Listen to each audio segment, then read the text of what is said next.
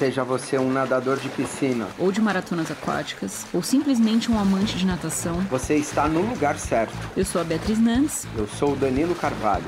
E esse é o Swimcast, o primeiro podcast de natação e maratonas aquáticas do Brasil. Feito com nadadores, treinadores e pessoas que não vivem sem natação. Olá, ouvintes da Swimcast.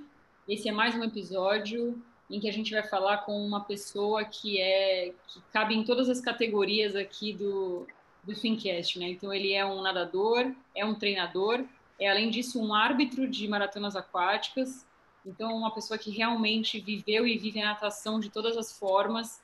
Então a gente está muito feliz de receber aqui o Arthur Pedrosa. Arthur, muito obrigada por topar o nosso convite. Eu que agradeço a oportunidade. É um prazer estar falando aqui com vocês e relembrar aí algumas histórias aí desse tempo todo de natação nesse meio que a gente ama tanto. Legal. Para começar, eu vou colocar um áudio de uma pessoa que mandou uma mensagem para você. Vamos ver se você adivinha quem é. Se você não conseguir ouvir, você me avisa, tá? Tá legal. Que legal estar falando aqui do Arthur Pedrosa. Tenho dois momentos marcantes aí da carreira do Arthur Pedrosa que ocorreram comigo, né? O primeiro foi na minha última Troféu Brasil, né? Mateus 200 peito ali na raia 4, na raia 5 estava o Arthur Pedrosa, eu já estava em finzinho de carreira, já tinha meus 23 anos e o Arthur ainda tinha 19, e foi uma prova muito legal, assim, eu ganhei minha última medalha de Troféu Brasil, o Arthur veio me pegando no finalzinho, acabou que ele não me pegou, e eu ganhei o bronze, mas depois o Arthur ganhou várias medalhas aí de troféu e tal, e não foi essa a primeira que ele conseguiu. E outro momento marcante foi esse ano. A seletiva de maratonas, né, não pôde ocorrer em Salvador, depois não pôde ocorrer em São Bernardo, e a gente estava desesperado sem ter local para fazer a prova. E coincidentemente eu estava passando ali na Via Dutra, né, dirigindo, né, do Rio de Janeiro para São Paulo, passei em cima de uma represa, aquela represa que fica ali em Barra do Piraí, e eu olhei a represa e falei, puxa, aqui dava para nadar, hein? E eu lembrei que o Arthur Pedrosa é do Rio, ali daquela região do Rio, um pouquinho mais para lá, de Resende. Eu já vi ele nadando várias vezes ali no Facebook, ele fala de um tal de açude, né? Eu pensei, será que esse aqui é o açude do Arthur?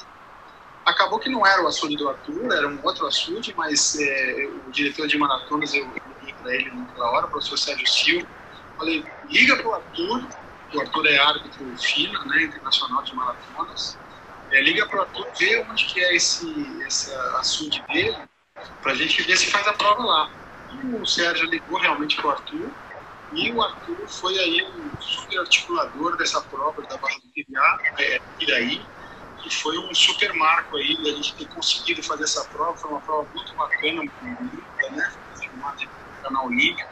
Então o Arthur foi marcante na minha vida aí, nesses dois momentos, um lá em 94 e outro agora em 2021.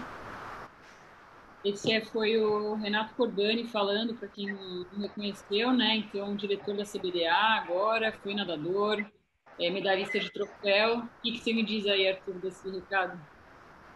Poxa, que legal ouvir o Cordani falando. Fiz algumas finais aí com o Cordani, no peito, no medley. Ele falou de 94, mas teve a primeira final lá em 1990, eu tinha 16, o Cordani estava nessa final também. Foi um cara muito gente boa, veio falar comigo, assim, era a minha primeira final ainda, nada do inexperiente, né, ainda pelo Guanabara, e a postura do Cordani, né, de ser o atleta lá, de competitivo, mas também de ser o cara, o amigo que chegou para conversar ali, para dar um apoio, e engraçado que depois a gente se reencontra, né, nesse mundo do esporte, né, como o Cordani falou, na época da seletiva para pré-olímpica, né? A CBDA estava com dificuldade de realizar a prova, porque por conta da restrição, né? Já era para ter acontecido na Bahia, não conseguiu fazer, depois São Bernardo. E aí entraram em contato comigo, foi o Sérgio, perguntando do local que a gente treinava aqui, se dava para fazer a prova. E aqui em Resende, a gente está sempre buscando locais para treinar, né? A gente não tem um mar tão pertinho, e a gente faz alguns treinos aqui em Resende, no Açude, faz também em Piraí, onde foi a seletiva, e que é uma propriedade particular, e foi nessa propriedade que conseguiu realizar a prova, um local assim, que as imagens ficaram lindas, né? Pela televisão, assim, com os comentários ainda da Poliana, poxa, a nossa maior atleta aí de maratona aquática. Foi uma honra ter os comentários assim, da Poliana no local ali que a gente treina, né? E foi uma experiência super bacana. E a gente teve apoio de várias pessoas, né, também para realizar essa prova, né? É bom lembrar que do próprio proprietário lá do lago, e também das pessoas ali da região, né? O Léo Careca, o Maurício Simão, a Luciana, que minha esposa também trabalhou duro assim, para realizar essa prova. A CBDA entrou junto, a Federação Paulista e a Federação do Rio também, para a gente conseguir realizar essa prova. E eu acho que quem viu se sentiu estimulado, acho que se sentiu motivado a praticar o esporte. Acho que o importante é isso também, né? A gente fazer um evento bacana para a gente aumentar esse público que pratica o esporte, que assiste o esporte, e esses eventos assim bem organizados em locais bonitos assim, eu acho que tem uma importância muito grande. E ainda trabalhar como árbitro, né? Além disso tudo, trabalhar na organização e um local que a gente treina e também estar atuando como árbitro, que é de uma prova importante, que é um prazer grande também, né? Muito, muito legal, Arthur. Até vou pontuar, assim, porque as histórias, elas sempre se ligam, né? E a gente está falando do Renato Cordani, que é o vice-presidente atualmente da CBDA, e ele está no nosso episódio número 32, e aí o diretor de maratonas aquáticas é o Sérgio Silva, que é do episódio 44. Então, você vai vendo que as histórias elas vão se conectando ali e elas vão se construindo aqui. O Swincast tá se conectando muito e é muito legal entender a história de um e de outro. Mas, assim, conta pra gente como que você começou ali na natação, como que foi o seu começo, por onde você passou. Eu comecei no Guanabara, né? Meu pai que ensinou a gente a nadar, eu e as minhas irmãs, né? E logo a gente foi para pouco tempo de aprendizagem, logo foi para a equipe. Eu me federei cedo, com 5 anos eu já era federado, e aí comecei a competir pelo Guanabara. O Guanabara era um clube que tem uma tradição nos esportes aquáticos ali no Rio de Janeiro. Agora está um pouquinho, a gente não escuta muito o Guanabara, mas já teve grandes atletas aí no passado e no passado recente também. E depois nadei pelo Botafogo, passei pelo Fluminense, e terminei minha carreira de atleta de piscina no Flamengo. E passei por todas as categorias, né? Mirim, petis, infantil, assim, treinei com muita gente boa, muitos técnicos aí que botaram atletas em seleção brasileira, em atletas olímpicos, entendeu? Então aprendi muito com esse pessoal aí, com esses técnicos que eu tive contato ao longo da carreira. Eu agradeço muito, assim, esse aprendizado a eles. E você acabou depois virando treinador também, né? E eu queria que você falasse um pouco como que foi a sua trajetória como nadador, porque você mesmo comentou, né, que com 16 anos já estava na final do troféu, então foi ali rápido, né? Assim, já tinha um grande resultado bem novinho, né? Então, que provas você nadava? Sempre foi fundista? Porque eu acho que não, né? Eu sei que você tem, inclusive, participação internacional em 200 borboleta. Então, como é que foi essa parte da natação desde pequeno? Com 16 anos, eu peguei a primeira seleção brasileira ainda juvenil, né? Fui para um sul-americano na Venezuela. E nadou nas provas de medley, nadava prova de fundo, era um nadador que nadava muitas provas, né? E isso é legal, que me deu uma bagagem boa, assim, na parte de controle de ritmo, né? De estratégia de prova, de condicionamento aeróbico mesmo, de nadar várias provas no mesmo dia. E Teve o Campeonato Brasileiro, que eu fui vice-campeão brasileiro de 100 de peito e campeão brasileiro de 800 livre. Então, são provas tão diferentes que a gente nadava para pontuar para o clube. A gente tinha essa cultura aí, antes, né, alguns anos atrás, de pontuar para o clube. Hoje, acho que o pessoal busca mais o resultado individual também, que é importante, né? Mas naquele tempo, lá na década de 80 e 90, a gente nadava bastante, era para pontuar para o clube. Então, com 16 anos, foi a primeira seleção brasileira e eu fui pegando a seleção brasileira com uma certa constância até 2001. Né? Fui para o Mundial Universitário, fui para Sul-Americano Adulto, fui para a Copa do Mundo, algumas etapas da Copa do Mundo, nadei alguns meets internacionais que tinha aqui que foram realizados aqui no Brasil com atletas de fora também. Aquela primeira piscina que foi construída em Copacabana, eu participei daquela competição que teve na praia de Copacabana, que teve Rússia, Estados Unidos, alguns países de fora também. Então, era uma geração boa, assim, que eu tive contato e eu fui aprendendo ali naquele meio também, né, como atleta. Eu peguei seleção brasileira com a Patrícia Amorim, peguei seleção brasileira na época da Poliana Okimoto, então foram várias gerações, assim, diferentes, né? Se a gente falar nas mulheres. Com os homens foi com Xuxa, com Gustavo Borges, com André Teixeira, depois, mais recentemente, com o Caio, né? A última vez que fui medalhista de fink, o Caio foi que ganhou, ele era um menino ainda, com 15 anos. Depois se transformou nesse super atleta, né? Que foi recordista mundial até. Então, como eu fiquei muito tempo, assim, a carreira longa, a gente foi passando por várias fases aí da natação, né? Nossa, muito legal pegar a seleção com a Patrícia Amorim e com a Poliana, bem, bem legal. E você treinava muito? Porque eu sei que, né, década de 80, 90, os treinos eram ainda muito longos, né? Conta um pouquinho dessa parte de treinamento. Os treinos, assim, tinham um volume grande de treino e o que eu vejo de diferença, assim, que hoje o treino é mais individualizado, né? Quando eu comecei, assim, era aquela piscina cheia, assim, todo mundo fazendo o mesmo treino, às vezes ainda até no mesmo intervalo, né? E com o passar dos anos, isso foi se modificando um pouco, né? Os treinos foram ficando mais individualizados, cada um tinha a sua média para nadar, tinha seu intervalo específico para nadar. E era interessante, assim, que o treino, quando você faz o treino com a equipe toda junto, é uma motivação também, né? Ficar um colocando pilha no outro ali, você se sente motivado em estar aquela galera toda nadando junto. Mas também o treino que a gente fazia individualizado é um treino mais assim, para o desempenho, ele é mais eficiente, né? Porque você nada direitinho no ritmo que você tem que nadar, no intervalo correto. Então, o que eu vejo de diferença nesse tempo, ao passar dos anos, é isso. O treino ficou mais individualizado. E também, com relação à parte de prevenção, né? De lesão, hoje em dia a gente vê muito mais essa preocupação.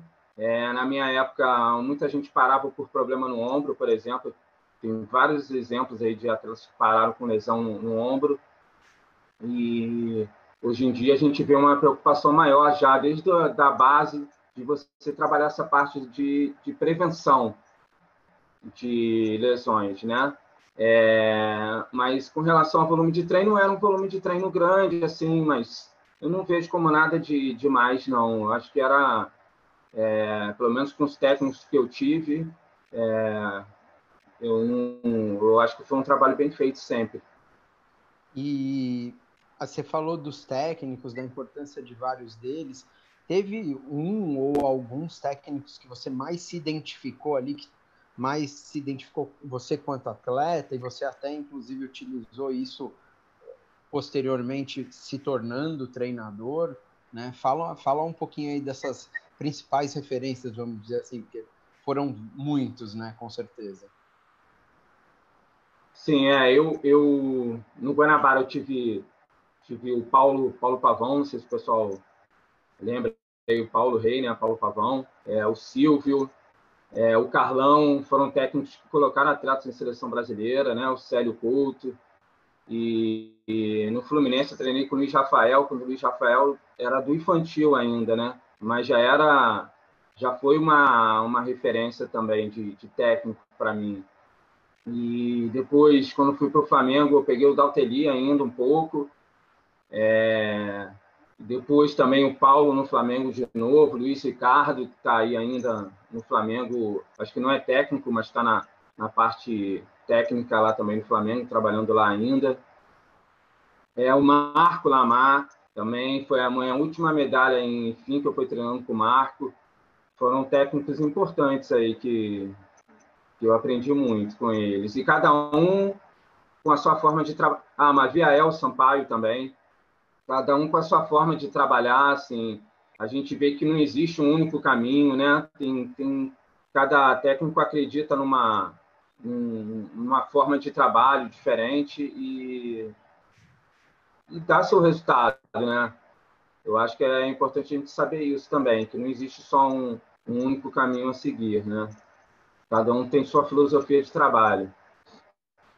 Pô, legal. E aí você falou aí da sua última medalha, né, que foi com Lamar, e você tinha dito também do Caio Márcio ali, você parando e o Caio começando. Você lembra quais foram as provas e a competição especificamente, o ano certinho?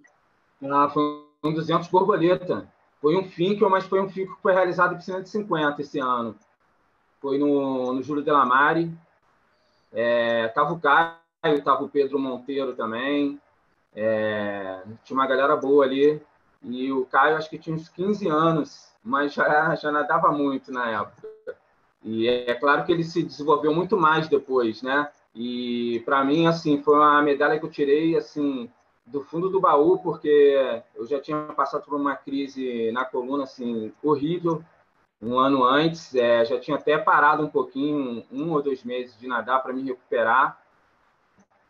E já não esperava muita coisa, assim, mas consegui ainda tirar essa medalha aí, já em 2000. Foi a última medalha em Campeonato Brasileiro Absoluto. É interessante que você tinha 26 anos, né? Porque você é de 74. Sim. E o pessoal, nessa época, o pessoal costumava parar mais cedo, né? Então você conseguiu até que nadar bastante, mesmo com esse problema que você teve na coluna, né? Você é um cara que sempre curtiu treinar, assim, treinar, competir. Por você teria nadado até mais tempo? Com certeza, eu teria prolongado mais a carreira na piscina, mas quando eu tive meu problema na coluna, eu operei em 2001, retornei, mas quando retornei, eu já não retornei nadando que eu nadava. Então, eu tive que mudar um pouco o foco, né? Porque na natação a gente vive dos resultados, né? Então, como eu não consegui os resultados que eu tinha antes, a ajuda de custo que eu recebia, eu já não recebia mais. Então, foi aí que eu parti para as provas de travessia. Não era maratona aquática ainda, né? Eram as travessias, que tinham premiação em dinheiro. Mas eu sempre gostei de treinar, assim, eu sempre fui um atleta esforçado, aquele atleta considerado raçudo, sabe? Não era um atleta com talento, assim, com super talento, mas eu era um atleta esforçado, assim, que gostava de treinar, que buscava, assim, até o último momento, assim, o resultado. Fiz muita prova, assim, ganhando no final de prova, assim, buscando a medalha no finalzinho de prova. Essa prova que o Cordani comentou, de 94, que ele falou que você chegou buscando ali e não conseguiu ganhar dele, né? E você estava na raia 4, né? E na mesma competição você acabou conseguindo a medalha. Como que foi superar essa frustração um pouco ali do 200 peito para ganhar a medalha? E como que foi a medalha? Foi no 200 medley? Na verdade, o Troféu Brasil eu nadei 5 provas, né? Nesse dia que eu nadei 200 de peito, eu nadei a eliminatória do 200 de peito e ainda nadei os 800 livre, né? E voltei de tarde para nadar a final do 200 de peito, que não era o peito era a minha pior prova. O meu pior estilo era o peito, que eu comecei a treinar para melhorar o medley. Então, na época, o pessoal até se surpreendia. As pessoas me perguntavam, pô, você está nadando no peito agora? Porque o peito sempre foi o pior, né? Mas quando eu peguei a raia 4, é claro, a expectativa era grande de conseguir a primeira medalha, né, no Campeonato Brasileiro Absoluto. Mas eu sabia que não ia ser fácil, né? Tinha ali o Cordani, tinha o Marcelo Menezes também, que eram, pô, dois feras assim, da época do nado de peito, né? E aí não veio, né, aquele 200 de peito, lutei até o fim, né, fazendo um final, tentando buscar ali no final de prova. Eu era um nadador mais de meio fundo e fundo mesmo, a minha característica. Mas aí ainda tinha o 200 de médio, o 400 de médio para nadar, que era assim as minhas provas já principais, né, que eu vinha trabalhando já há mais tempo. E aí eu consegui ser terceiro no 200 de médio e terceiro no 400 de médio nessa edição aí do Troféu Brasil ainda. Você tinha 20 anos, né? Então, legal. E aí foi a sua primeira seleção absoluta que você conseguiu? Em 94 eu já tinha participado de um meeting que foi na praia de Copacabana, que foi um pouquinho antes do Mundial que teve em piscina curta. Aí teve essa seleção brasileira adulta que foi convocada e eu estava aí junto com esse pessoal. E nessa seleção estava lá o Xuxa, estava o Teófilo, estava a Patrícia Amorim, tinha um pessoal bom ali naquela seleção de 94. E foi já seleção adulta, já em 94. E aí participei de algumas etapas de Copa do Mundo, fui para o Sul-Americano Absoluto em 98 também. Na época também tinha o Xuxa, o Massura, André Cordeiro, Gustavo Borges, Poliana, era também a seleção Rogério Romero, né, que era era sempre uma referência para a gente, né? Esse sim, super talentoso, nadava também costas, medley, um super nadador, também tive o prazer de conviver assim em seleção brasileira, Massura também, então tinha uma galera forte, Alan Pessotti, tinha bastante gente aí que fez uma história legal na natação. Qual foi dessas competições internacionais assim uma mais especial que você curtiu tanto pelo resultado como pelo clima assim da seleção? Eu acho que foi pelo esse sul-americano que eu fui na Venezuela, sul-americana absoluto, que eu consegui a medalha nos 200 borboleta, né? E fui terceiro no 200 borboleta nesse sul-americano e foi um resultado que para mim foi super importante. Mas depois eu peguei seleção brasileira em outras ocasiões, né? Mas acho que esse para mim foi o mais importante. Assim.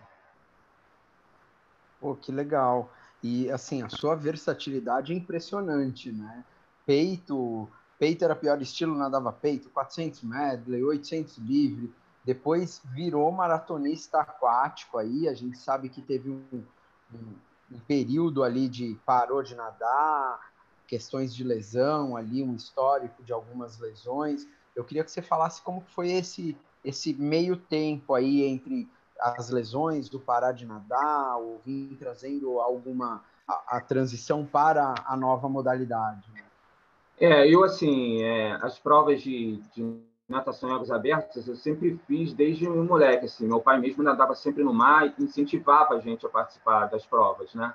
Então, na década de 80 eu já fazia algumas provas, mas o foco era a piscina porque eram os resultados ali melhores na piscina, né? Era a piscina que de certa forma me sustentava ali, eu tinha ajuda de custo, tinha bolsa de estudo, né? Então a piscina era o foco mesmo principal. Então fui nadando assim na piscina e fazendo algumas provas de mar até 2001. Né? A primeira prova em natação em águas abertas eu fiz na década de 80, 84, 85, 86, então bem novinho. E em 2001 foi quando eu operei a coluna, aí retornei, assim, procurei retornar rápido, né? Eu tinha uns compromissos com o clube também, né? Eu morava na concentração do clube, né? O Flamengo tem um prédio tinha, né? Acho que vendeu ali no aterro do Flamengo. E era o chamado Morro da Viúva, né? E eu morava ali com meus pais, né? Então, assim, eu tinha esse compromisso com o clube de retornar logo, voltar a treinar para manter, para dar os resultados, né?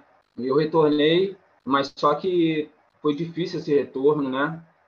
E as provas de natação em águas abertas, as provas que tinham a premiação em dinheiro, e na época foi o que eu fui buscar, né? Então tinha a Travessia dos Fortes, que tinha uma boa premiação, e eu fui 3 vezes terceiro colocado geral. Tinha um circuito aqui no Rio, tinham 2 circuitos que também tinha a premiação em dinheiro, então eu fazia as provas para buscar essa premiação. E também nadei alguns campeonatos em São Paulo, assim, jogos regionais. Nadei por São José do Rio Preto, nadei por Jaú, que também tinham em piscina nessa época. Também a gente recebia alguma coisa para nadar, né? Então fui me mantendo assim. E até 2007, quando eu tive um outro problema, que foi na cervical, aí eu fiquei 6 anos sem competir praticamente, mas nadava. Continuei nadando, mas já não competia com frequência, né? Praticamente não competi esses 6 anos, mas continuei ali nadando, nunca parei totalmente. E você sentia muita falta de competir? Porque você parece ser um cara que curte muito competir, né? E até antecipando um pouco aqui, né, para os nossos ouvintes, eu faço essas provas de ultramaratona também. O Arthur é muito bom até hoje, pessoal. Então, assim, ele ganha, ele nada com os novinhos e ele chega na frente. Então, eu imagino que deve ser difícil, deve ter sido difícil para você ficar fora de competição, né? Foi, mas nesse período tive uma mudança, né? Eu me mudei para Resende, foi o período que nasceram meus 2 filhos, né? Então eu estava bem ocupado com o trabalho também, trabalhando bastante aqui em Resende, em outra cidade aqui próxima. Então estava bem ocupado, mas é claro, a gente sente falta e eu procurava acompanhar aí a natação meio que de longe, né? Mas tinha o desejo de um dia voltar. E aqui em Resende eu encontrei pessoas que também gostavam de nadar e queriam competir, e isso me motivou de novo a retornar. E realmente eu gosto muito de estar nesse meio, gosto de estar competindo. Eu gosto dessa sensação de chegar no dia, dar o máximo ali, fazer o melhor, né? Gosto de treinar ainda, gosto de treinar forte, isso me dá prazer. Então, por que não continuar, né? Existe, assim, a gente sabe que existe no meio do esporte um certo preconceito com relação à idade. Se a gente for ver o futebol mesmo, que a gente aqui é o país do futebol, né?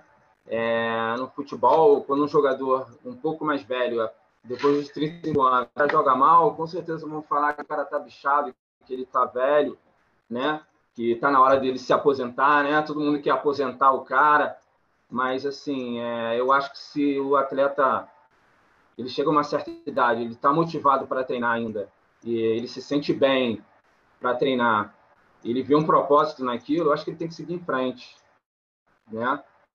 Eu concilio, é claro que a minha vida aos 47 anos ela é bem diferente de quando eu tinha 20 e poucos anos, né?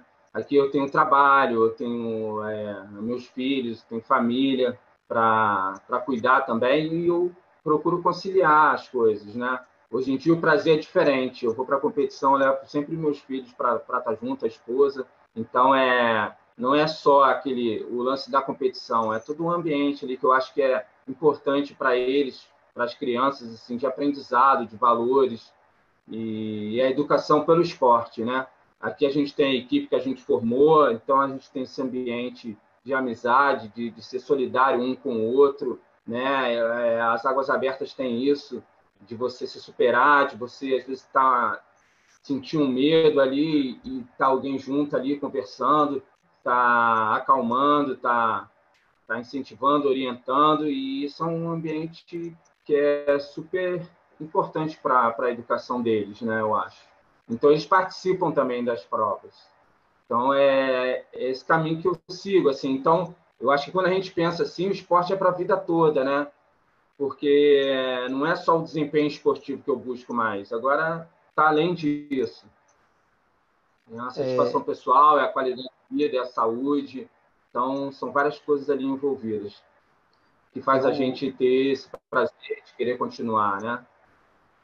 Eu acho que para resumir tudo isso, é uma coisa que eu sempre tento trazer para as pessoas que estão ao meu redor, sejam pela rede social ou no convívio mesmo com os meus atletas e seus familiares, né? A natação ela é um estilo de vida, né? Você ressignifica os objetivos dela, mas ela é um estilo de vida. Isso que você descreveu é natação estilo de vida, né? E quando a gente vai entendendo isso, não importa a idade, você pode estar inserido na natação de uma forma ou de outra até os últimos dias da sua existência, né? Então, agora, até uma pergunta: o que é a natação para você? Cara, a natação ela é o que faz sentido assim na vida assim para mim, né? Porque a partir da natação várias portas se abriram, né? É o trabalho, é a família, né? Que a gente procura levar sempre as crianças para estar junto, para aprender nesse meio, o aprendizado de valores. E então é muita coisa que está ali junto, né? Que está atrelado. Eu digo assim que a natação em águas abertas, ela ainda é um esporte ainda mais completo que a natação, né? Eu acho, porque assim tem todos os benefícios físicos, né? E do convívio social, né? De saúde, da qualidade de vida, e ainda agrega a parte de meio ambiente, né? De você preservar, de você se superar, né? Porque por mais que as pessoas tenham seus objetivos ali pessoais, individuais, existe uma coisa que é comum para todos, que é você terminar a prova, né? Esse desafio é para todos, para o cara que ganha, para o cara que chega no final. Então, isso, de certa forma, une ali as pessoas, né? Existe a competição e tudo, mas também existe essa questão da amizade ali muito presente. Como que foi a criação da equipe do Resende de Águas Abertas, que você fundou junto com a sua esposa, né, se não me engano? Sim, eu cheguei aqui em Resende em 2009 e procurei logo uma piscina, um local para nadar, né? E fui conhecendo algumas pessoas que também tinham interesse em nadar, em fazer provas de natação em águas abertas e tudo. Então, a gente foi formando ali um grupo. E esse desejo da equipe é um desejo antigo já que eu tinha, de formar uma equipe. E aí a gente juntou as pessoas, assim, outros profissionais também que trabalhavam com a natação. E em 2015 a gente formou essa equipe. A gente apresentou um projeto aqui para a prefeitura de Resende. Na época tinha uma lei de incentivo ao esporte, né? A gente já tinha o exemplo lá da natação no mar, lá em Rio das Ostras, de uma equipe que fazia seus treinos no mar, né? E a gente, a partir desses exemplos, a gente montou também o nosso projeto aqui de equipe e apresentou para a prefeitura. A gente conseguiu um apoio assim bem simples, né? A gente na época conseguiu a Kombi, a gente ia para de Kombi para as provas, uma camisa, e assim a gente começou a desenvolver a equipe. Assim, eu fiz clínicas de natação em águas abertas, a gente fez workshop, a gente fez treinos em locais abertos. Assim, eu procurei outros locais para levar o pessoal para treinar, para sair um pouco desse ambiente de piscina. Não tinha muito essa cultura de nadar no mar aqui em Resende, em águas abertas, né? O pessoal nadava bastante, era em piscina. Então, a gente foi fazendo esse trabalho passo a passo, de iniciar as pessoas e criar um ambiente também de amizade, ali, social, né? Porque eu acho que cria vínculo, ajuda a criar vínculo e as pessoas continuarem ali na equipe. E assim foi, assim, é uma equipe que a gente não tem fins lucrativos com a equipe. A gente vai agora federar a equipe, o Resende de Águas Abertas vai ser uma equipe federada, a gente vai também participar das competições de piscina, E quem sabe daqui a um tempo a gente está com um atleta aí participando do Campeonato Brasileiro, de um Troféu Brasil, e a gente quer fazer a equipe crescer, trabalhar também a nova geração, né? A base, as crianças, formar os atletas, e a natação master. A gente quer desenvolver o esporte. Esse é o nosso interesse aqui. Ah, que legal. Eu achei que era só master, mas então vocês vão federar, vai ter base também, então a ideia é essa. Sim, sim. Ah, legal, muito legal. Muito bom escutar isso. Estamos precisando de mais equipe, porque as notícias são sempre opostas. Você dando essa notícia aqui muito alegra meu coração, inclusive. Eu queria voltar um pouco na questão da longevidade, né? Porque eu tô lembrando que a gente entrevistou o Glauco também, e o cara também treina muito, né? E continua nadando bem. Então, eu queria que você falasse, até assim, para os nadadores que estão ouvindo, eu mesma, né? Assim, eu sempre me preocupo, até quando eu vou conseguir manter minhas médias? Será que quando eu não conseguir mais fazer, vai chegar uma hora que não vai dar e aí eu vou ficar desanimada? Então, fala um pouco para quem tem esse tipo de medo, assim, quais são os segredos e se isso acontece com você também, né? Ou se você consegue até hoje manter as mesmas médias, não sei. Eu acho assim que o importante é a regularidade nos treinos, né? Se manter sempre treinando. Eu tenho alguns treinos, eu tenho algumas séries que eu faço constantemente, que eu verifico o ritmo que eu estou nadando, as médias e tudo, os intervalos, mas também faço alguns treinos que eu não olho nem o relógio, assim. Mas isso não quer dizer que o treino é sem objetivo, que o treino é fraco, não, mas é uma forma também de tirar um pouco a pressão, assim, de estar tão preocupado com o tempo, porque é uma coisa que eu venho já há muitos e muitos anos, né? Nessa pegada aí. E eu acho que o importante é você se manter sempre treinando, estar sempre com algum objetivo para te manter motivado, né? É claro que a gente sabe que na natação master, com o passar dos anos, tem alguns efeitos assim, são fisiológicos, né? Que acontece com relação à idade, né? Mas eu acho que quando a gente se mantém treinando, essas perdas elas são mais lentas, né? E existem algumas perdas, mas também a gente ganha na experiência. Por exemplo, nas provas longas, nas ultras, né? Na prova agora que eu fiz lá, o desafio da Ilha Grande, foram 82 quilômetros nadando, 82,5. A experiência, o autoconhecimento, né? Eu acho que isso é super importante nas provas longas, e isso é com o tempo, né? De você se conhecer, saber a hora de você aumentar o ritmo, ou diminuir um pouquinho, ou que você sentiu uma dor, mas você sabe que aquilo vai passar, entendeu? E você enfrentar uma adversidade, mas você sabe que aquilo é momentâneo, que daqui a pouco a situação vai melhorar, ter essa calma, essa tranquilidade, eu acho que isso também tem a ver com a experiência, né? E isso, nesse ponto, a idade ajuda, né? Então, não é só perdas. Eu acho que a gente tem algumas perdas, mas também a gente ganha, tem que ganhar alguma coisa, né? É verdade. Já que você mencionou essa prova, fala um pouco para a gente desse desafio que foi impressionante, né? Então, foi uma volta inteira ali na Ilha, não sei se foi inteira, mas acho que praticamente, né? Na Ilha Grande, uma prova de quase 83 quilômetros, que durou, acho que quase 24 horas também, se não me engano, me corrija aí se eu estiver errado. E não é, e assim, é um mar que acho que é meio mexido em algumas partes ali, né? Então deve ter sido complicado. Conta um pouquinho pra gente, tanto da prova como da preparação para uma prova tão longa, né? A volta foi completa, né? Eu dei a volta completa, foram 23 horas e 19 minutos. Realmente ali a parte de fora é a parte mais difícil, o mar é agitado. Tem 2 pontos ali que a parte de fora é a parte que não é abrigada, que fica mais ao mar aberto mesmo, né? São as 2 pontas de fora, né? Que é o Farol do Castelhano e a Ponta dos Dragos. São as 2 pontas mais temidas, assim. Que o mar é mais agitado.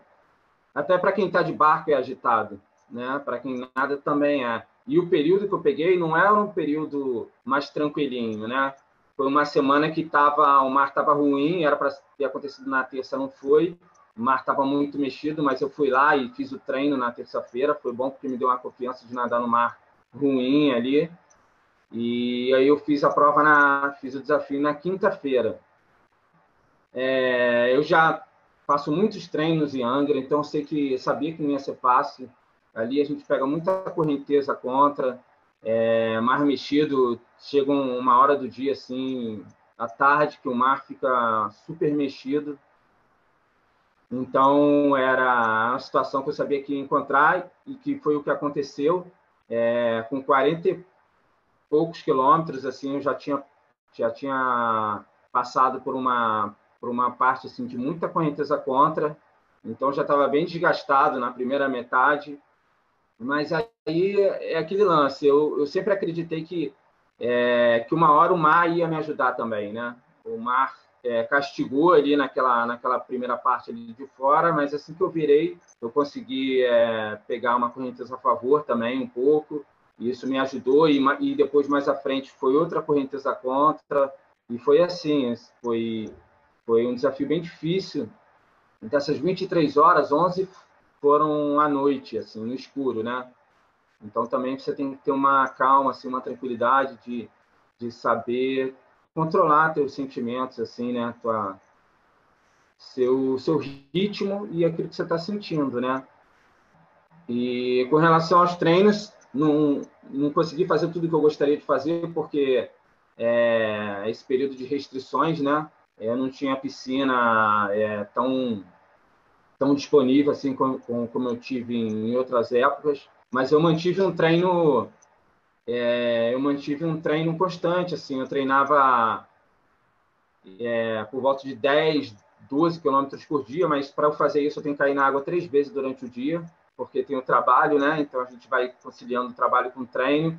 Então foram 3 treinos por dia, assim, nessa distância, assim, mais ou menos, né? E o que foi bom, porque eu treinei em vários horários do dia, nadei em vários horários, e isso foi bom no dia da prova, ter nadado em vários horários. Quando você está nadando lá, que você estava na prova, o que passava na sua cabeça? O que você pensava ali durante a prova, né? Como que eram suas emoções, seus sentimentos nas adversidades e nas facilidades, se assim a gente pode dizer?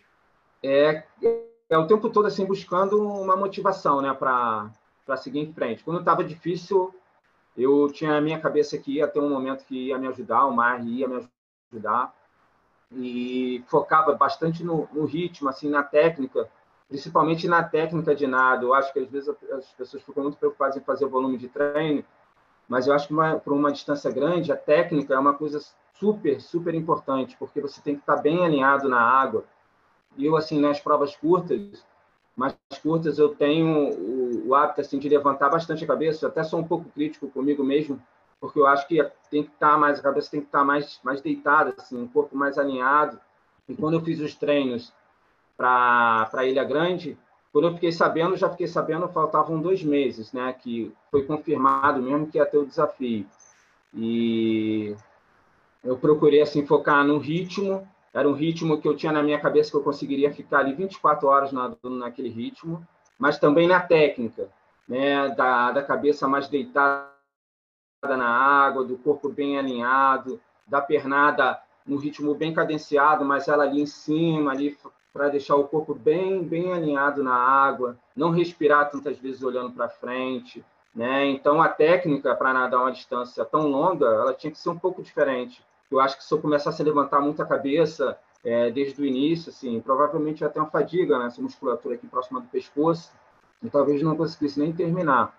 Então eu procurei um ritmo de conforto para uma distância longa e também uma técnica que permitisse nadar uma distância tão longa com deslize, com alinhamento do corpo, né? Que eu acho que é super importante. Se você coloca uma técnica errada e fica assim uma distância muito grande naquela técnica, provavelmente você vai ter uma lesão, você vai sentir uma dor que vai te impossibilitar de seguir adiante, né? Porque são 23 horas nadando, né?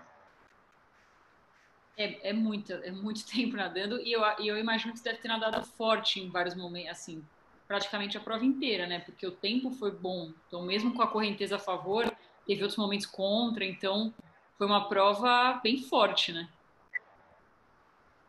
Foi um ritmo bem pensado, assim, cadenciado, e eu procurei assim não oscilar muito o ritmo, sabe? Não dar sprint, depois diminuir, dar outra sprint, que é coisa que a gente faz às vezes em prova, né? Manter uma frequência de braçadas ali mais constante, foi por volta de 50, 55, 56, essa frequência de braçada, alternar o lado da respiração, não respirar sempre para o mesmo lado, né? Às vezes respirava para o lado direito, às vezes respirava para o lado esquerdo, para poupar ali os ombros. Então, foi tudo bem pensado assim para se sentir bem até o final. E a parte da suplementação também, a gente optou por uma coisa mais natural, porque eu já tinha feito algumas provas longas e sempre me sentia muito enjoado durante as provas, né? E com os suplementos. Então, eu optei assim por uma coisa mais natural dessa vez. Claro que eu testei tudo antes, né? E eu acho que foi muito bom, assim, porque eu não fiquei enjoado e me senti com energia assim até o final da prova. E eu acho que isso foi importante também para eu chegar até o fim, né? Só dizer assim que explicar como é que foi o desafio, que eu acho que eu não falei como é que foi, né? O desafio foi um projeto, foi montado pelo Miguel aqui, que é de Resende, que tem uma empresa de promoção de eventos, que a ideia uma pessoa fazer a volta à Ilha Grande nadando e uma outra pessoa fazer a volta correndo. Então, eu fiz a volta nadando, ele montou o projeto, apresentou para a Prefeitura de Angra e captou pela Lei de Incentivo ao Esporte Municipal lá de Angra, conseguiu os patrocínios, né, para montar toda uma estrutura, né, é bom dizer isso, que a gente fez com segurança. Então, tinha um caiaque, tinha duas lanchas e tinha mais a lancha da filmagem, que vai virar um filme, vai virar um documentário, esse desafio. E então a gente foi com essa estrutura. Toda essa estrutura foi uma oportunidade que eu tive de fazer essa prova, porque a gente sabe que esses desafios eles são caros, né? Eles não são baratos assim. Não vou aqui discutir se é justo ou se não é. É claro que tem um custo, mas a gente sabe que é caro e nem todos têm essa condição de arcar com um valor desse, né? Então, essa foi a oportunidade que eu tive. Eu resolvi abraçar essa oportunidade assim e meter a cara lá e tentar. E eu confiava assim na minha capacidade de fazer. É claro que certeza é difícil a gente ter, né? A gente está lidando com a natureza e até pela minha condição física mesmo, de já ter operado a coluna.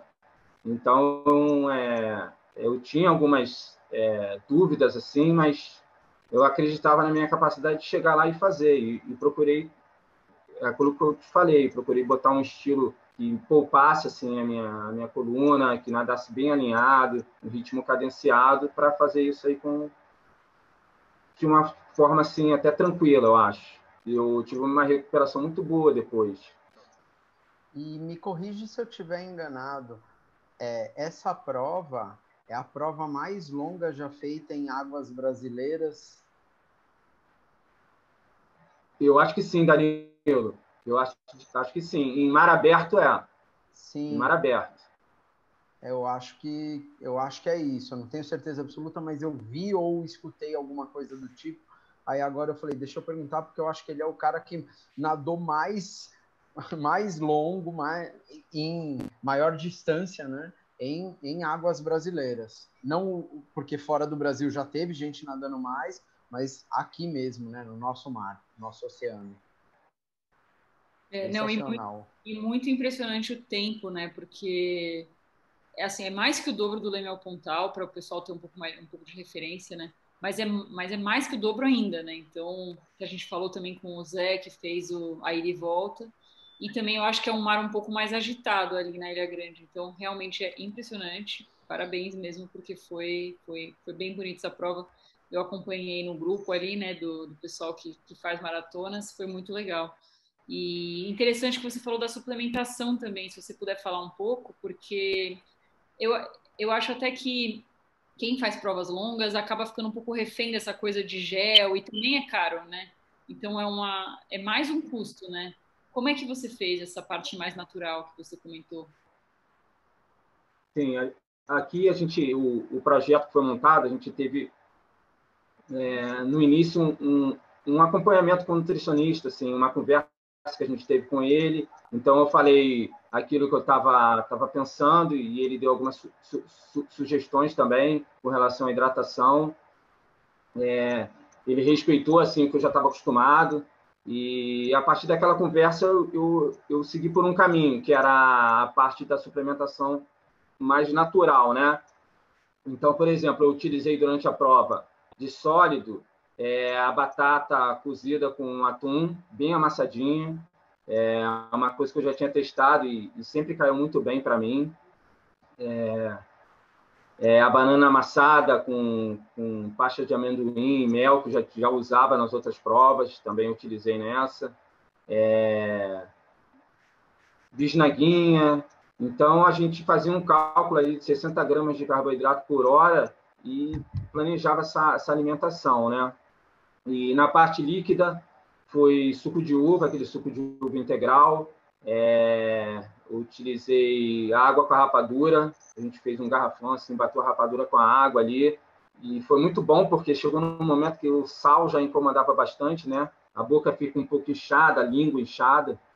Então, o doce. A gente pede mais o doce. O pêssego em calda, eu utilizei pêssego em calda. De bebida, Gatorade, eu tomei alguns Gatorades. A Palatinose foi o único suplemento que eu tomei mais no início da prova, mais na parte ali inicial, ali, na primeira parte da prova. E gel eu não tomei nenhum gel. E à noite, Red Bull. Foram 3 Red Bulls assim, com um intervalo entre eles, né? Não foi tudo seguido, não. Foi um intervalo bom ali entre eles, que me ajudou na noite ficar alerta aí, né?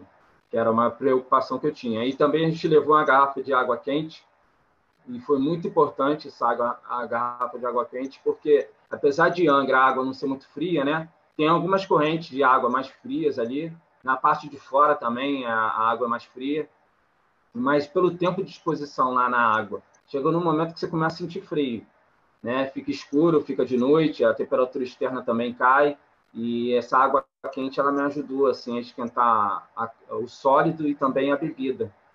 Fazer a bebida com a água morna ali. Aí deu uma sensação boa, muito boa. Bem interessante. Quem que fez esse acompanhamento seu? Quem foi nutricionista? Enfim. Foi o Wilton Conservani, no início deu algumas... irmão do Cleiton Conservani, que é daqui de Resende.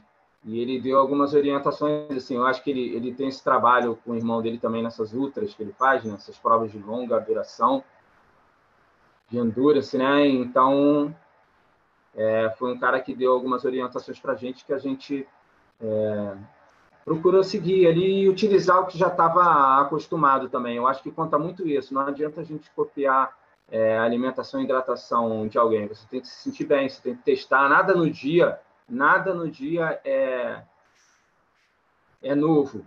Tudo é testado, tudo foi testado, muito bem testado. Inclusive, nadando, fazendo treinos de manhã, treinos à tarde, treinos à noite. Né? A alimentação foi testada nesses 3 períodos aí. E os treinos também, né? Eu treinei em todos os horários. Muito legal, porque os suplementos são bem caros. Então, fazer uma prova dessa sem gel é legal para mostrar para as pessoas que não necessariamente para fazer, né? Você precisa disso. Você fez de sunga? Eu fiz de sunga. Nossa, impressionante também. Legal demais. Você, além dessas provas longas, você é muito competitivo nas provas curtas, né? Então, X-Terra, Rio Rainha do Mar, outros circuitos aí bem famosos no Rio. Qual tipo de prova você curte mais nadar? Olha, eu gosto de todas, assim. Eu gosto das provas curtas também. Eu gosto de nadar prova de 3, de 5, de nado prova até de 1,5 às vezes, de 1 quilômetro. Eu gosto de nadar. Eu acho que tudo isso ajuda porque são ritmos diferentes, né? Por exemplo, numa prova de ultramaratona, você precisa fazer um sprint. Quando eu nadei a prova lá na Macedônia, lá pelo Circuito Mundial de Ultramaratona Aquática, os atletas davam um sprint, assim, quase desde o início da prova. Né? Dava um sprint, reduzia ritmo, daqui a pouco era um outro atleta que dava um sprint, reduzia. E essa variação de ritmo é uma coisa super importante na natação em águas abertas, né? E você fazer várias provas, eu acredito, ajuda bastante nisso. A gente tem um exemplo aí da nossa principal nadadora, que é a Ana Marcela, que nada prova. Se a gente for ver as provas da FINA, né? As provas oficiais, ela nada a prova de 1.250, que é o revezamento, né? Até 36 quilômetros. A Ana Marcela foi campeã da Caprinápolis. Então, para você ver a versatilidade que ela tem, né? E nada prova em piscina, nadou agora, a seletiva super bem também. Então, eu acho que o atleta tem que ter experiência, ele tem que ter como se fosse uma caixa de ferramenta, né?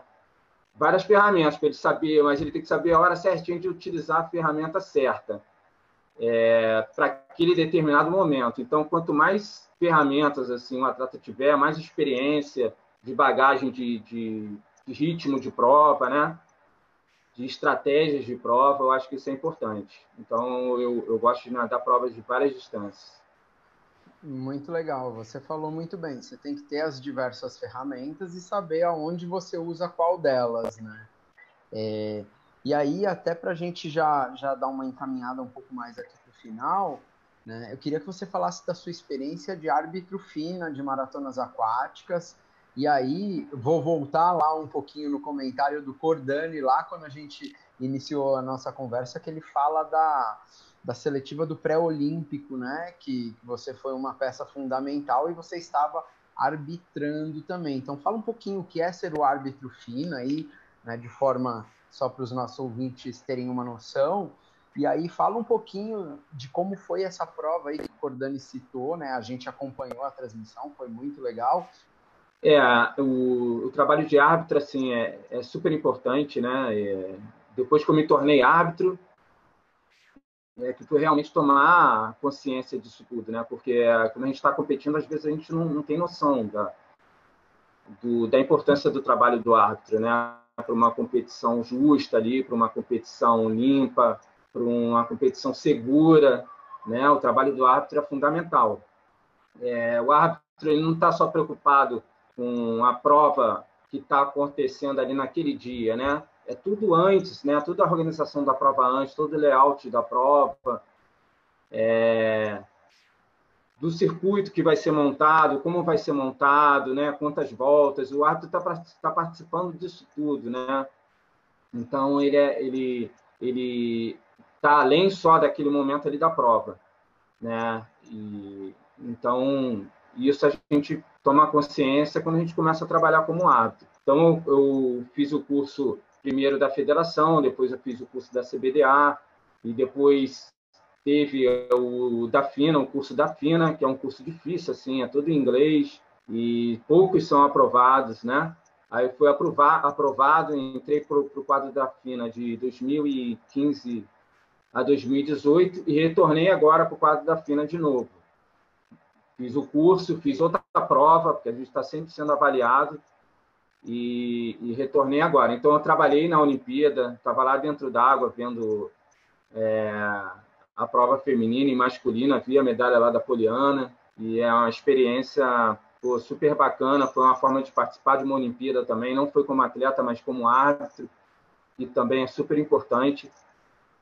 E contribuir para o desenvolvimento do esporte, né? Eu acho que essa experiência como atleta também ajuda bastante no trabalho de árbitro, né? De você perceber ali o comportamento de um atleta, se é desleal ou se é uma coisa, um contato físico normal de prova, porque acontece, o esporte é assim, né? Num contorno de boia existe o contato físico, a disputa de espaço, né? Existe o toque ali. Agora, você tem que saber quando isso é intencional e quando é uma coisa normal da prova. E essa experiência de atleta ajuda bastante a você interpretar isso, né? E a seletiva foi especial porque foi aqui onde a gente treina, no local que a gente treina, conhece bem ali aquele lago, então a gente procurou montar um circuito, aproveitar bem o espaço que a gente tinha ali, fazer uma coisa por segurança, né? Que os atletas pudessem ali render o máximo de desempenho esportivo dele. Eu acho que o trabalho do árbitro também é isso, é você montar o palco, né, para que os atletas consigam dar o máximo de desempenho esportivo, e isso é bom para o esporte, é bom para o árbitro, para o atleta, para os técnicos, para todos nós que estamos ali no meio, estamos no meio trabalhando com isso. Então, essa foi a preocupação de fazer um percurso bem montado, que os atletas tivessem acesso no dia anterior, eles puderam nadar, fazer o treino lá no local da prova, com um percurso marcado já, né? Eles puderam fazer o percurso com um barco, tinha barco para o atleta e para o técnico poder navegar ali no circuito, conhecer bem o circuito. Então, a gente procurou fazer o melhor possível para os atletas. E tinha uma piscina também na cidade próxima ali, que é Volta Redonda, para que eles também pudessem fazer os seus treinos em piscina. Teve atleta que ficou a semana toda e teve piscina para nadar, teve horário para ele treinar no local da prova. Então, a gente procurou fazer o melhor possível. E isso também, eu acho que ter sido atleta e estar competindo ainda, a gente entende bem o que o atleta necessita, né? O que é importante para ele. A prova foi uma prova super disputada. A gente já sabia que ia ser uma prova disputada, porque o que estava em jogo é uma vaga olímpica, né?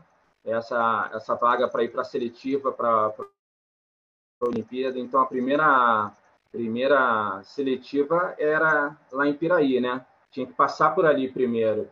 E a prova foi bem disputada, foi muito legal ver o Alan, o Diogo Vilarim, o Guilherme Costa ali, aquele pelotão, todos eles nadando muito bem ali, bem próximo, foi um nível muito forte, o ritmo que eles nadaram, e eu acho que a maratona aquática está no caminho certo aí, para a gente descobrir novos talentos aí, para manter o Brasil sempre ali entre os primeiros aí. Não, muito, muito interessante. Eu ia perguntar justamente como se torna um árbitro FINA, né? Então, quem tiver interesse tem que ir atrás desses cursos, começando como federação até conseguir fazer a prova da FINA, então, é isso? Aí tem os cursos da Confederação Brasileira e depois o da FINA, né? Legal. Os cursos da FINA. E eu queria que você falasse um pouco sobre essa prova da Macedônia, porque você foi representando o Brasil, né? Você foi como seleção brasileira já na outra maratona, já depois de ter parado como atleta profissional, né? Então deve ter sido uma experiência muito interessante, né? Como é que foi? Foi uma experiência, assim, talvez a mais importante assim da minha carreira como atleta, porque eu já tinha, antes de operar a coluna, em 2001, eu estava convocado para participar de uma etapa da Copa do Mundo e não fui por conta dessa cirurgia na coluna, né? E fiquei aí, voltei a competir, né? Não consegui retornar os resultados que eu tinha antes, fui para as provas de travessia, de maratona aquática, e fiquei aqueles 6 anos sem competir, e retornei em 2013, e para mim foi uma vitória, assim, chegar de novo a representar o país, assim, numa competição, sendo meu próprio técnico, né? Porque desde 2003 que eu me treino, então foi uma satisfação e um grande aprendizado como técnico, como atleta, e tá naquela prova, tá numa prova de altíssimo nível, né? Porque é um circuito mundial de ultramaratona aquática, tem ali atletas olímpicos, tem atletas que foram campeões de circuito mundial, né? E tá nadando ali, eu queria ir para estar nadando junto com os caras lá, né? E treinei, me esforcei bastante para isso e nadei, assim, fiz uma prova muito boa ali nadando junto com eles. Até os 20 quilômetros eu estava ali junto no primeiro pelotão, né? Lado a lado com os primeiros, e eu terminei a prova em 9º lugar, geral. E no final, até os próprios atletas vieram me cumprimentar, assim, pela prova que eu fiz, assim, de ter nadado junto ali com eles, já com 44 anos, né? E os organizadores da prova também. Então, eu tive esse reconhecimento ali do pessoal, e foi uma satisfação grande de retornar, né? Uma coisa que eu não pensava mais, né? Retornar e representar o país numa ultramaratona aquática. Mas antes disso, eu fiz a seletiva, a qualificação aqui, que foi da CBDA, né? Teve a prova da CBDA, os 25 quilômetros, que me qualificou para ir representando o país, né? Numa prova da FINA, oficial, lá pelo Brasil. Nossa, muito Esses legal. 25 quilômetros foram na Cocanha, foram 10 voltas de 2,5. Impressionante mesmo, realmente. E legal ter tido esse reconhecimento dos atletas também, deve ter sido muito, muito especial. Tem alguma prova que você ainda tem sonho de você fazer? Não só prova, né? Mas assim, tem algum sonho como atleta que você ainda quer realizar? Olha, eu quero estar nesse meio do esporte, eu quero estar competindo, assim, quero estar com a família, quero estar com os filhos, quero estar como técnico, como árbitro, né? Claro que se vier algum convite, assim, alguma prova especial, eu gosto sempre de estar treinado para estar pronto para fazer, né? Então, eu continuo treinando, gosto de treinar ainda forte e de estar preparado para o que vier. Mas a satisfação não é só como atleta, né? Hoje a satisfação é de estar com a equipe, como técnico, de estar trabalhando como árbitro, de estar com a família. Então, eu acho que viver do esporte, para mim, já é um sonho que eu estou realizando, assim, de estar nesse meio. Então, eu me sinto satisfeito de estar nesse meio do esporte ainda. Eu acho que a satisfação não está só no grande desafio lá de uma prova, mas de vivenciar, de estar nesse meio, viver nesse meio do esporte. Para mim já é uma satisfação imensa. Ô, Arthur, pintou uma curiosidade aqui, né? Você falando de gostar de treinar forte com seus 47 anos. Então, assim, se hoje você for fazer um 20 de 100 de crawl a cada 1,30 na curta, para nadar para a melhor média aí, quanto mais ou menos você segura essa prova aí? Vamos ver, vamos dar esse parâmetro para mim, porque eu fiquei curioso, e para os nossos ouvintes. Cara, posso te falar uma série que eu faço aqui, que é uma série que eu faço constantemente? Perfeito. É uma série que eu tenho assim é como se fosse uma avaliação que eu faço, entendeu? De 6 em 6 semanas, mais ou menos, eu repito a série.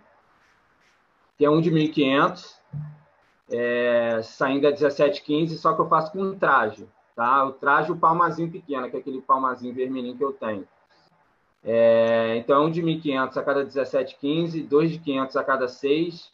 Aí eu nado 100 metros no ritmo tranquilo e faço 5 de 100 a cada 1,30. Aí tentando nadar no ritmo mais forte. Então, a última que eu fiz, assim, o ano passado, há tanto tempo que eu não faço, fiz 2 vezes, assim, do meio do ano para cá. Eu fiz uma para 16,32, aí saí a 17,15, aí nadei os 500 para 5,34, 5,35, e o 100 saiu com uma média aí de 1,2, 1,3, aí fechando para 1,00, os 5 de 100 a cada 1,30. Mas nadando com traje e o palmazinho pequeno. Ah, nem me interessa, cara. Tu tem 47 anos, o meu juvenil amanhã tá na roça, que eu vou falar que eles não estão nadando é nada. É bem forte esses tempos, muito, muito legal. E acho que é um exemplo pra gente, porque, e é sério mesmo, assim, porque é legal saber que dá pra você continuar mantendo um treino forte, né, mesmo com mais idade, né, porque a gente que gosta de treinar, a gente gosta de fazer tempo bom, não adianta, você não quer cair na água pra ficar soltando, né, então bem legal. Eu acho que é aquilo que eu falei, eu acho que se a gente manter uma regularidade, sabe, a gente consegue manter o ritmo, manter a forma, né? É claro que aquilo que eu falei, com a idade a gente tem algumas perdas, né? Não tem jeito, mas se a gente se mantém ativo, treinando, assim, motivado, isso aí vai acontecendo de uma forma mais devagarzinha, né? E o importante é isso, é você tá afim de fazer, ter prazer ainda, né? É claro que o treino forte, ele te suga, ele te cansa, mas você tem que ter satisfação em fazer, você tem que ter prazer naquilo, você tem que ter um propósito para estar ali ainda, e isso eu ainda tenho. Eu tenho uma última pergunta aqui, Danilo, não sei se você tem mais alguma, mas, Arthur, da época que você começou nas provas de águas abertas para agora, essas provas cresceram muito, né? Então a gente tem cada vez mais gente fazendo, não é ainda como corrida de rua, mas eu vejo um crescimento grande tanto de provas curtas como mesmo das ultras, né? Como que você vê esse cenário de provas atualmente? Eu acho que é importante ter mais provas, ter mais gente participando. Eu acho que é importante a gente democratizar o acesso ao esporte, popularizar, massificar. Eu acho que o Brasil tem tudo para ser uma superpotência na natação em águas abertas, né? Pela condição que a gente tem aqui no país, né? De clima, de mar, de rio, de lago, são tantas opções, né? E a gente tem que facilitar o acesso, eu acho. Eu acho que a natação ainda é um pouco elitista, na minha opinião, né? Era na minha época e continua sendo um pouco difícil o acesso ainda para as pessoas que não têm um poder aquisitivo tão alto, né? O acesso à natação ainda é difícil e a gente precisa melhorar isso. Eu acho que isso é bom para o esporte, porque a gente vai ter uma base maior de atletas, né? A gente vai conseguir tirar o talento da quantidade. Quanto mais pessoas praticando, é mais fácil a gente pensar ali o talento, trabalhar o talento. E eu acho que tem que ser não só na formação ali da escolinha, mas a gente, aquele menino que está na escolinha, no projeto social, ele tem que sonhar em ser um atleta olímpico, ele tem que sonhar em fazer parte de uma seleção brasileira, tem que ter essa oportunidade para ele chegar até lá, né? Eu acho que as federações, as confederações, tem que estar de olho nesses projetos sociais que ocorrem, que acontecem no Rio, tem alguns, né? E facilitar o acesso desses jovens ao esporte, né? E isso, às vezes, não é só com dinheiro, às vezes com uma isenção numa inscrição de prova, às vezes é levar um atleta de alto nível aí para fazer uma palestra lá no projeto social esportivo, às vezes é levar um técnico experiente, tem tantos aqui no Rio, alguns não trabalham mais ali na borda da piscina, mas tem um conhecimento aí vasto, uma experiência de anos e anos. Poxa, vamos aproveitar a experiência desses profissionais aí e para difundir o esporte, sabe? Existe espaço para tudo, existe para prova comercial, aquela prova que é um pouco mais cara, existe espaço para o desafio, que está muito em voga hoje, que tem um custo bem alto também, mas também tem que ter a prova da prefeitura, sabe? Tem que ter o circuito, as provas gratuitas. Na minha época tinha a Samoa, a travessia Samoa, tinha uma prova que ia Jurujuba e Caraí, tinha uma Flamengo Urca, que eram provas tradicionais e eram gratuitas, né? Então, acho que esse investimento não é um gasto, é um investimento que a gente precisa fazer no esporte que tem um retorno certo. O retorno é garantido. A gente sabe de todos os benefícios que o esporte proporciona, físicos, mentais, de socialização, né? Então, por que não a gente ampliar isso para o maior número de pessoas possíveis, né? Eu acho que o esporte é uma ferramenta de educação, né? Uma grande ferramenta de educação, de transformação social, e eu torço para que e tento fazer a minha parte também para que a gente avance muito nesse sentido aí. Muito legal mesmo, Arthur. Então, esse podcast, resumindo de forma simples, né, é natação estilo de vida para sempre. Sim, sim. E a gente tem que difundir isso, porque é um esporte maravilhoso, cara. Abriu muitas portas para mim, assim, me deu oportunidades que eu não teria se não fosse o esporte. Então, eu sou muito grato ao esporte, sou muito grato aos clubes que eu tive a oportunidade de defender como atleta, aos amigos que eu fiz no esporte e continuo fazendo, né? Os companheiros de equipe aqui de Resende. Então, eu sou muito grato a tudo isso que eu vivi no esporte, e eu acho que a gente tem que difundir mais isso, que propagar isso, e eu me coloco à disposição aí para atuar em favor do esporte mesmo, sabe?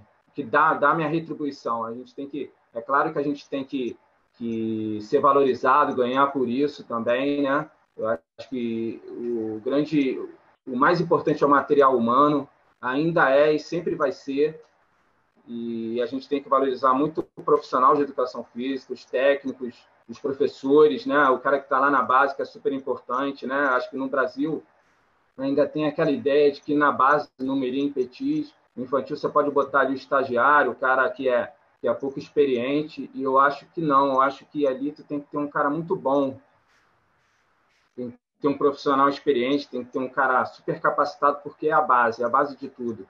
E é onde a gente precisa trabalhar muito bem. Sem dúvida nenhuma. Se não for bom no começo, não chega. Sim, sim.